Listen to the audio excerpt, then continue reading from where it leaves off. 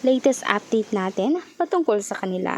Talaga namang ang photoshoot nito ang nag-lead mismo sa kanila para mas makilala sila.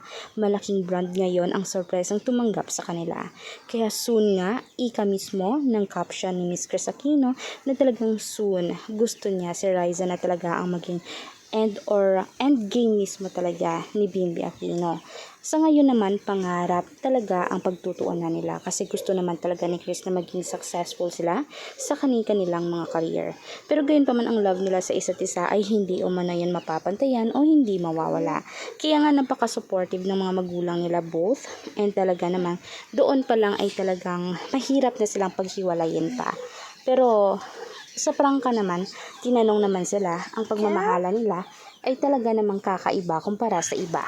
Ang bilis lang nga ng panahon dahil dati bata pa sila, bagets pa, ngayon naman nagkaka-inlove na at talagang nagbibigay ng saya sa lahat ng mga madla.